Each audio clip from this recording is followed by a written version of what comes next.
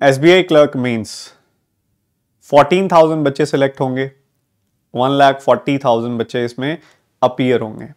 वो सब बच्चे इस एग्जामिनेशन को देने वाले हैं।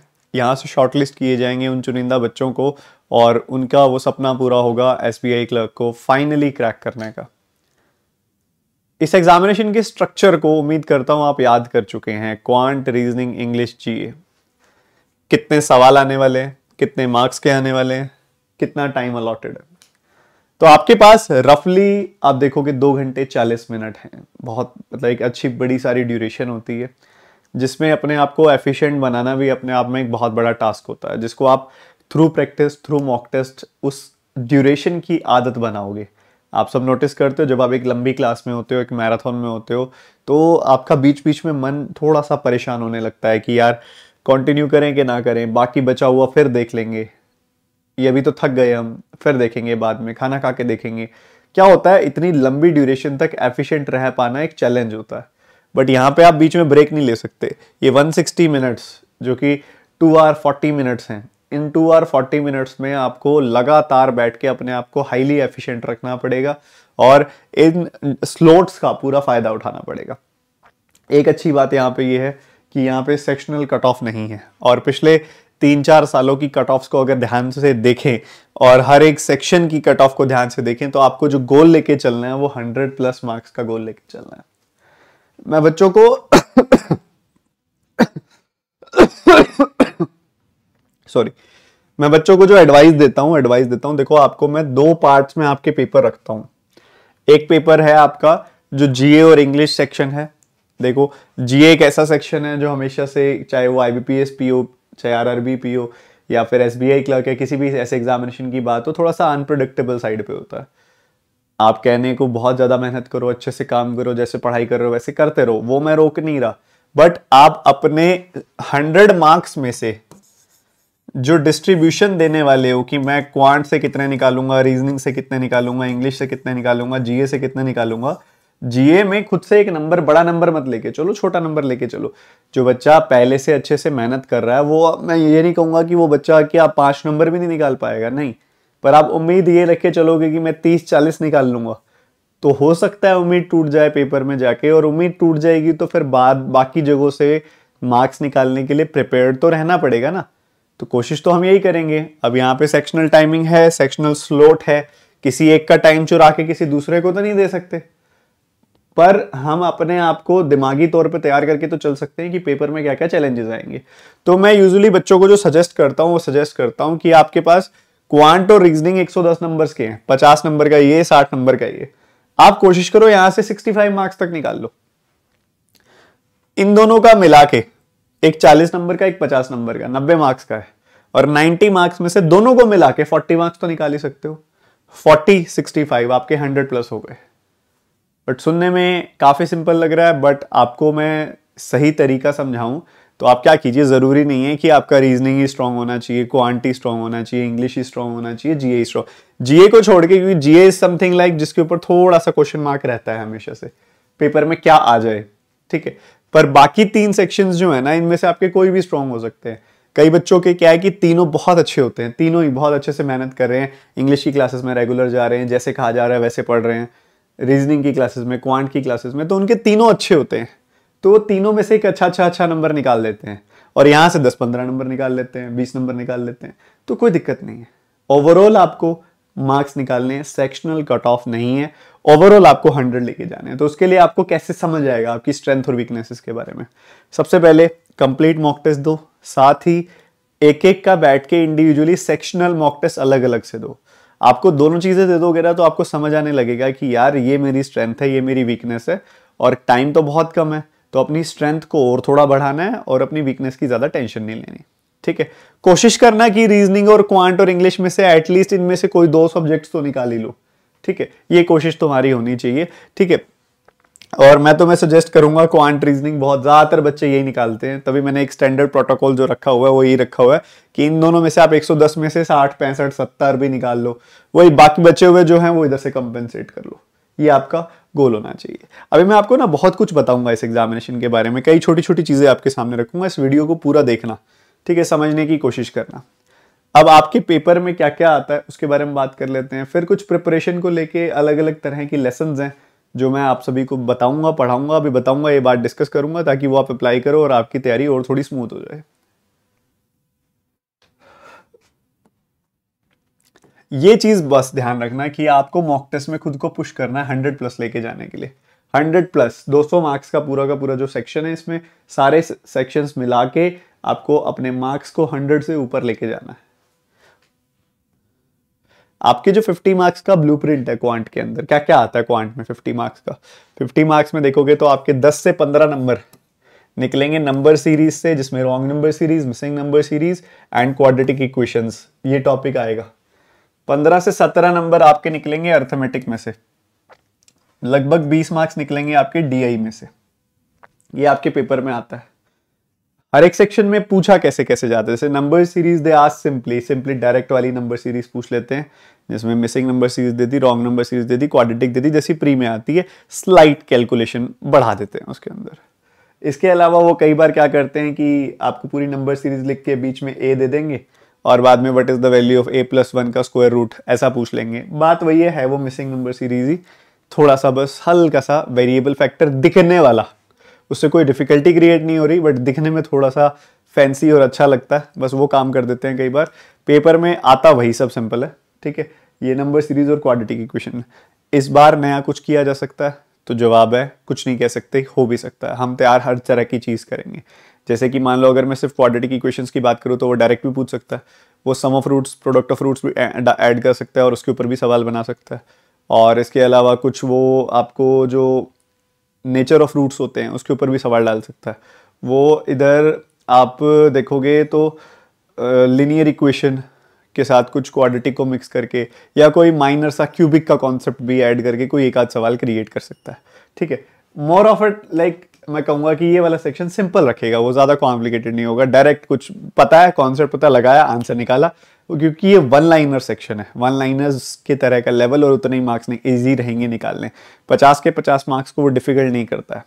डिफिकल्टी उसकी 20-22 मार्क्स की होती है, बाकी लगभग 28 मार्क्स वो इजीली छोड़ता है निकालने के लिए उन बच्चों के लिए जिन्होंने मेहनत की होती है।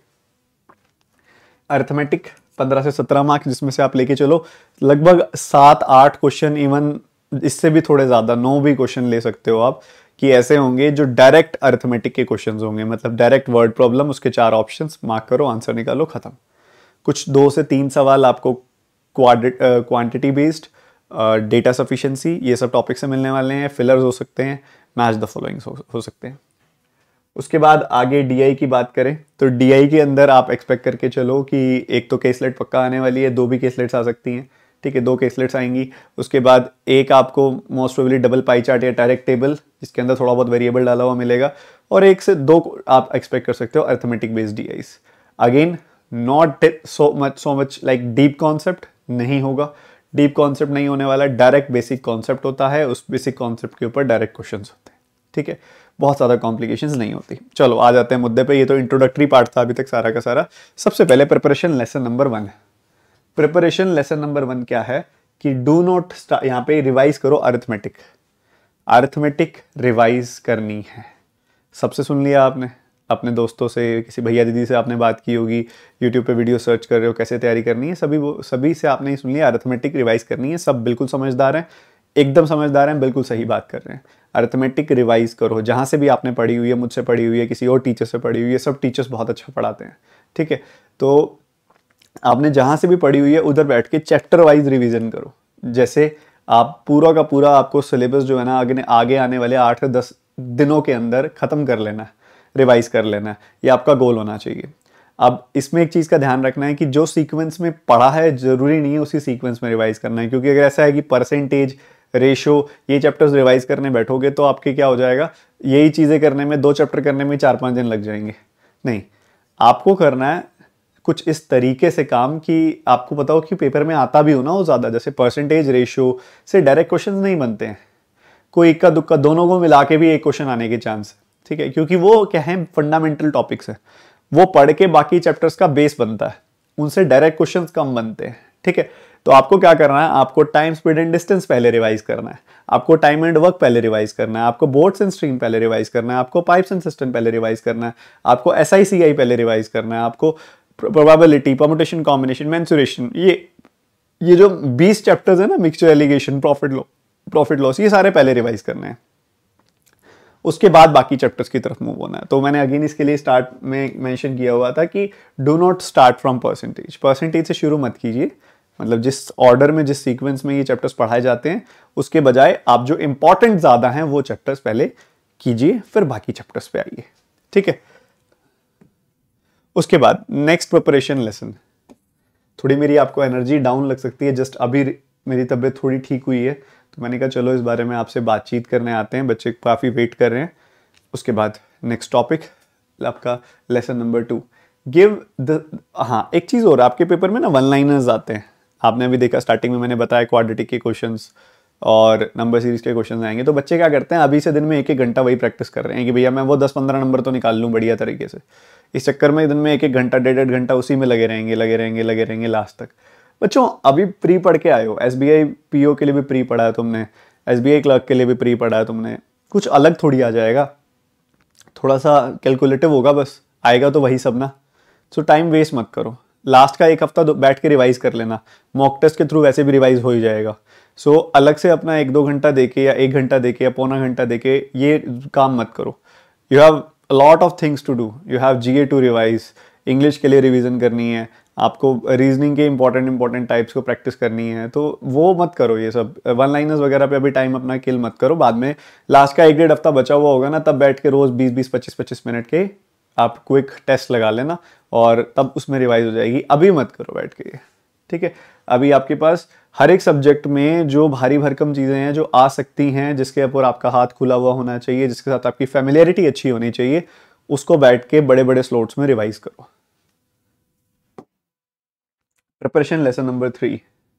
हाँ, अब जब पता चलता है ना बच्चों को कि मुझे मेंस की तैयारी करनी है, मेंस पढ़ना है, तो बच्चे क्या करते हैं ना, बच्चे कहते हैं फनल लेके आओ। बच्चे कहते हैं वो कोई अलग ही तरह के जो चार्ट्स होते हैं ना दिखने वाले, अलग अलग फैंसी ओवरलैपिंग वाले चार्ट्स, कलरफुल चार्ट्स, जिसके अंदर और जिसमें आप देखोगे तो पाई में पाई मर्ज की होते हैं, 5-6 तरह की पाईज मर्ज की होती हैं आपस में, डोनट के कई सारे प्रकार होते हैं वो वाले। तो बच्चों का मन करता है स्कैटर कर लूँ, डोनर कर लूँ, ये कर लूँ, वो कर दूँ, सब कर लूँ, फालतू के टाइप्स कर लूँ। बच्चे ये पीओ के मेंस नहीं है, पीओ के मेंस में भी पिछले कई 1-2-3 सालों से नहीं आ रहा है ये सब, ठीक है। और पहले आता था, आ भी सकता है, जब आएगा पीओ मेंस तब हम भी प्रैक्टिस करेंगे, बट अभी के लिए आपको समझना है कि ज़्यादा फैंसी DIs के पीछे मत भागो, आपको फंडामेंटल DIs के पीछे भागना है, क्योंकि क्लरिकल मेंस में यूजुअली यही सब रिपीट होता रहता है। जैसे कि वो डबल पाई चार्ट पूछ लेगा, वो टैबुलर चार्ट दे देगा जिसमें वेरिएबल डाल देगा और उसको डेटा निकालने के लिए वो दे देगा, लॉजिकल केसलेट्स पूछ लेगा, और अरिथमेटिक के ऊपर डायरेक्ट DIs आएंगी, जैसे बोट एंड स्ट्रीम पे DI आ गई, मिक्सचर एलिगेशन पे DI आ गई, प्रॉफिट लॉस पे DI आ गई, ऐसे टॉपिक्स पे वो डायरेक्ट DI देगा, टाइम एंड वर्क पे डायरेक्ट DI दे देगा। तो ये सब चीज़ें पेपर में ज़्यादा पूछी जाती हैं, इन सब की प्रैक्टिस करो, अरिथमेटिक के टॉपिक्स की प्रैक्टिस करो, रिवीजन करो, क्योंकि वहाँ से सब्जेक्ट ज़्यादा डायरेक्टली निकल के आएंगे। तो फैंसी DIs के पीछे नहीं भागना है ज़्यादा। अगला मॉक टेस्ट, ऑब्वियसली 2 घंटा 40 मिनट, आदत तो बनानी है ना, तो ये 2 घंटा 40 मिनट की आदत बनानी है, अपने मॉक टेस्ट भी देने हैं, अभी मत देना, चाहे 4-5 दिन और अच्छे से प्रैक्टिस कर लो, उसके बाद दे देना, जब फ्लो बन जाएगा थोड़े से डिफिकल्ट सवाल सॉल्व करने का, तो तब प्रैक्टिस कर लेना। तो यहाँ पे क्या होना चाहिए, जब आप मॉक टेस्ट अटेम्प्ट करते हो और क्वांटिटेटिव एप्टीट्यूड सेक्शन आपके सामने खुलेगा, आपके पास वो 45 मिनट का स्लॉट आएगा, जिसमें से आपकी कोशिश है कि आपको 30 से ऊपर सवाल करके जाने हैं, 30, 35, 40, जितने ज़्यादा कर सको। तो उसमें आपका सीक्वेंस होना चाहिए कि सबसे पहले पेपर में जो वन लाइनर्स आए हुए हैं उसको फिनिश कर लो, ठीक है, वन लाइनर्स के डायरेक्ट क्वेश्चन जो आए हुए हैं उनको फिनिश कर लो, फिर अरिथमेटिक की तरफ मूव करो और फिर DI की तरफ। बच्चों इसका थोड़ा सा टाइम लूँगा, मैं आपको समझाऊंगा और आप ध्यान से समझना भी। पेपर जब खुलता है ना सामने, तो सबसे पहला काम होता है जब आप मेंस के पेपर को देखते हो कि 2 मिनट 2.5 मिनट इन्वेस्ट कर लो, 1.5-2 मिनट 2.5 मिनट इन्वेस्ट कर लो, 2 मिनट के आसपास, और उस दौरान आप पूरे पेपर को देखो कि पूरे पेपर में आया क्या हुआ है। फिर कुछ और एरियाज होते हैं ग्रीन एरियाज, कुछ एरिया होते हैं ग्रे एरियाज और कुछ एरिया होते हैं रेड एरियाज। 3 तरह के एरियाज होते हैं। ग्रीन एरियाज मतलब भैया ये तो करने वाले हैं तो छोड़ने नहीं है। ग्रे एरियाज को लेके होता है कि हाँ ग्रीन वाले करके फिर मैं मूव करूंगा, और रेड एरियाज होते हैं इनको मैं यूजुअली लास्ट में जाके देखूंगा अगर टाइम बचता है तो, नहीं तो मैं नहीं करूंगा। तो स्टार्ट फ्रॉम वन लाइनर्स, वो आपके ग्रीन एरियाज हैं, और देख लो कहाँ कहाँ हैं। कुछ मार्क फॉर रिव्यू करना है तो मार्क फॉर रिव्यू कर लो। उसके बाद नेक्स्ट आपका जो सेक्शन होता है, देखो वन लाइनर्स भी जरूरी नहीं होता कि आपको मान लो पेपर में 15 आए हैं तो 15 के 15 करने ही है। कई बार क्या होता है उन 15 में से 2-3 बहुत कैलकुलेटिव होते हैं, तो खुशी से छोड़ दो उसको, कोई दिक्कत नहीं है, छोड़ दो खुशी से। उसके बाद अर्थमेटिक, अब अर्थमेटिक के 15 सवाल हैं। अर्थमेटिक सुनने में से भारी भरकम लगता है, मैं बता रहा हूँ क्लर्क मेंस के पेपर में या फिर पीओ मेंस के पेपर में भी सबसे बड़ा फायदा मिलता है आपको अर्थमेटिक से, क्योंकि अर्थमेटिक में आप बड़े आराम से सारे के सारे क्वेश्चंस को देख सकते हो, कर सकते हो, और वहाँ 15 क्वेश्चन भी आए हुए होते हैं ना, तो उसमें 12-13 हो जाते हैं, ठीक है। 2-3 क्वेश्चन कैलकुलेटिव छोड़ के बाकी सारे हो जाते हैं। तो वो अपनी आदत बनाओ, अर्थमेटिक अच्छे से उसके बाद आप करोगे, जो डूएबल लग रहा है सब करोगे, और जो डूएबल नहीं लग रहा उसको मार्क फॉर रिव्यू करके छोड़ दोगे एक बार। उसके बाद अगली चीज होती है डीआई। डीआई में भी सारी डूएबल ही आती है, क्योंकि क्लर्क में इनसे बहुत मुश्किल नहीं पूछता है, बट आपको होता है कि आप उन 45 मिनट के अंदर कर पाओ, उस वैसे ही डूएबल ढूंढनी होती है, ठीक है। जो आप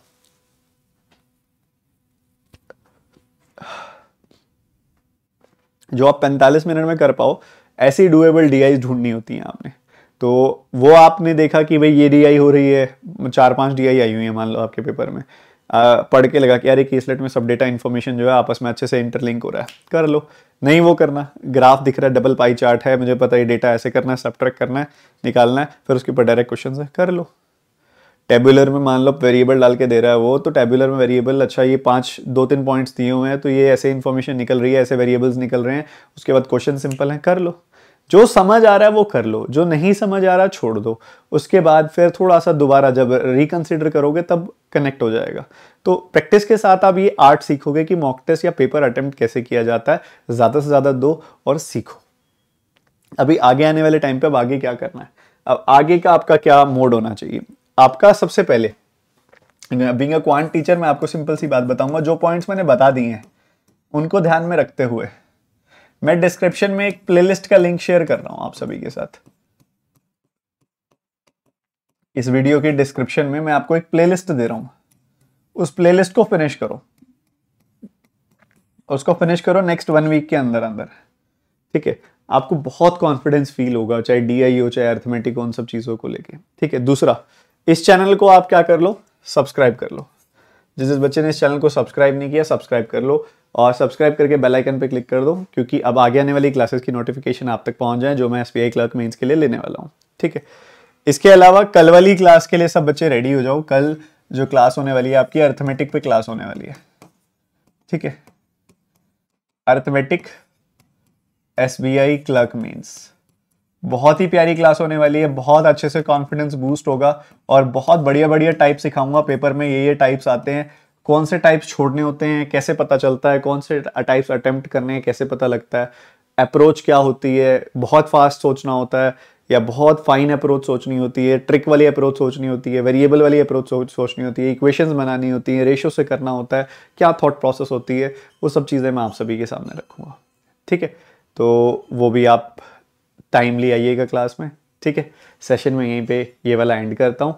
जो मैसेज आप तक पहुंचाने की कोशिश की मैंने थ्रू दिस वीडियो, उसको आइडियली अच्छे से फॉलो करो, और कोई भी डाउट होता है कमेंट सेक्शन में बताओ। और थोड़ी अब बचे हुए दिनों में बहुत अच्छे से मेहनत करते हैं, आप कोई कमी मत छोड़ो, ये बहुत बड़ी नौकरी है, बहुत बड़ी अपॉर्चुनिटी है, इसको खराब नहीं करना, ठीक है। God bless you.